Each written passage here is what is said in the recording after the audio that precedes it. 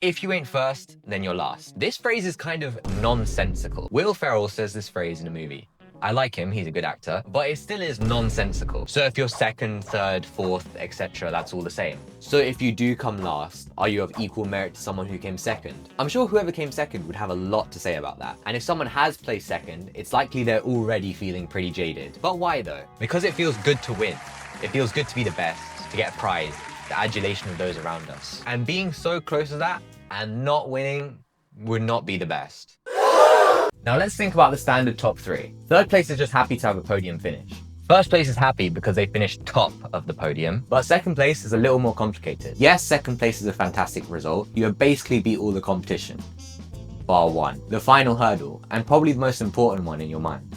So, to come second kind of sucks in most situations. Okay, let's try rewording it. To finish second. Okay, never mind, I am not mature enough for this.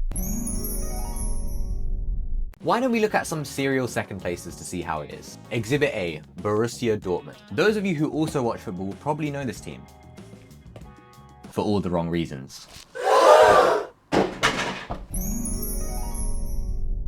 It's ironic that I'm using them as the first example because this is probably the only time that they've been first in a hot minute. Like, let's look at this list of Bundesliga winners. It's probably difficult to look at for the Dortmund fans as their faith is being tested constantly by this team. And their fan base is regarded as one of the best in football. The yellow wall don't fall. Looks like they learned from the Berlin Wall in 1989. But as a football fan in general, it hurts to see Dortmund get constantly beat. They go into every competition as a dark horse and underdog in general. In their domestic German league, the Bundesliga, Bayern Munich are always the favorite, for good reason. And I highly doubt that anyone has Dortmund winning the Champions League in their predicted brackets. They're like a team that no one hates and everyone would like to see do well. But it's like watching the underdog that everyone's rooting for with the world on their side go into a fight and then they brutally get beaten to submission, like to the point where it's not even entertaining for anyone anymore. Like, please just end it already. For example, in the Champions League final in 2023, not a cell in my body believed that they were going to beat Real Madrid, a team of serial winners, even though I wanted Dortmund to win. A second example that I want to talk about, they're no strangers to being second, up until recently, is Arsenal.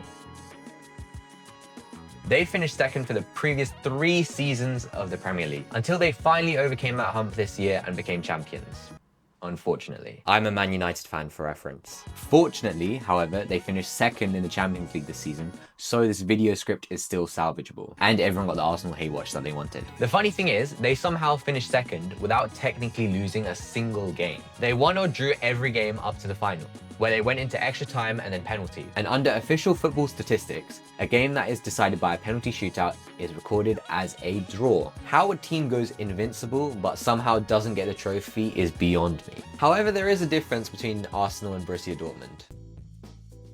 Imagine you're in a running race, let's say on a standard racetrack. You are in second place. However, you are 2 paces behind first place. This is pretty good. It's still competitive because you know it's possible to overtake at any point. However, imagine a different situation in which you are second place. However, you are 2 laps behind first place, whilst they're running backwards.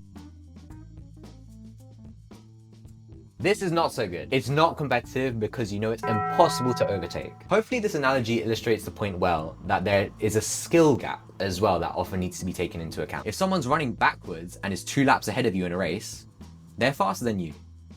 And they're also a show-off. Because if you're in second, but first place is light years ahead of everyone else, maybe it is genuinely closer to being last. Because the classification in everyone's mind is first place and the rest of the pack. Let's ask Hikaru Nakamura. He plays chess, a sport with slightly less running than football, but no less of a sport nonetheless. I know very little about chess, but I do know that he's constantly played second fiddle to Magnus Carlsen, who is widely considered the GOAT of chess. And to be fair, he takes this like a champ. He said he is unbothered by the fact that he is second, and there's no shame in being second to the greatest player of all time. So perhaps there is some benefit in being second. There's no pressure to stay at the top that those in first place might have to face, and maybe this allows them to appreciate the skill of those in first place, because they've been able to create a skill gap ahead of the person in second. So maybe the manner in which second place is achieved should also be taken into account. Whether first place has genuinely outplayed them and is deserving of their position, rather than maybe the person in second place playing poorly and considering all the what if situations. Now back to this running example that I so love. If you slip and fall over at the finish line, That's a what if situation, and you'll probably feel pretty bad about losing. But if first place breaks a world record in the race that you're in, you won't feel as bad as finishing second to a record-breaking performance. A skill gap can also be caused by some sort of unfair advantage. So this could be financial, like in the Dortmund versus Bayern Munich situation. Bayern Munich has way more money than Dortmund. Or we could have physical advantages. If you're playing in a basketball final and everyone on your team is built like Kevin Hart, whilst the opposing team is built like Shaq on growth hormones, you're going to come out of that final with a silver medal. And also if every shot you take is an intergalactic airball. Oh my goodness, Valentine! No. Whoa! And then also mental advantages. If you're accustomed to winning and know how to win, you're more likely to keep winning. Hopefully no gamblers are watching this, by the way. That advice is not for you guys. You can bet on it. Because the winner's mentality is definitely a real thing. When you get a taste for it, the hunger for winning can only be satiated by winning more. And you have the confidence that you can win again because you've done it in the past. And on the other side of the coin, the loser's mentality is also a thing. You're desperate not to just get defeated again. And that's exactly it. You're not playing to win, you're playing not to lose. What about in business, by the way? Pepsi versus Coca-Cola. Because it's pretty obvious that Pepsi plays second and Coca-Cola is in first. I don't even drink soft drinks, by the way. I only have this for the video. It's not even been opened. Pepsi will never have the market presence that Coca-Cola has, at least in soft drinks. Coca-Cola advertising literally helped create the image that we have of Santa Claus today. And Pepsi is probably just there like, oh, for Pete's sake, man. Or for Saint Nick's sake, I guess. Apparently Pepsi actually tastes better though. Not that I would know or anything.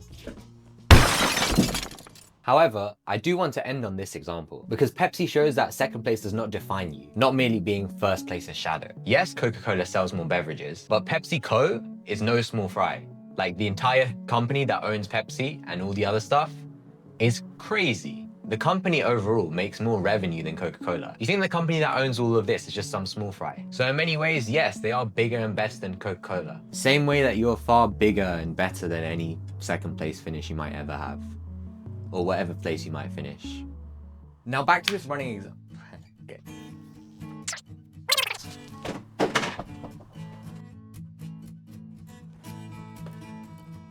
Chances are you're gonna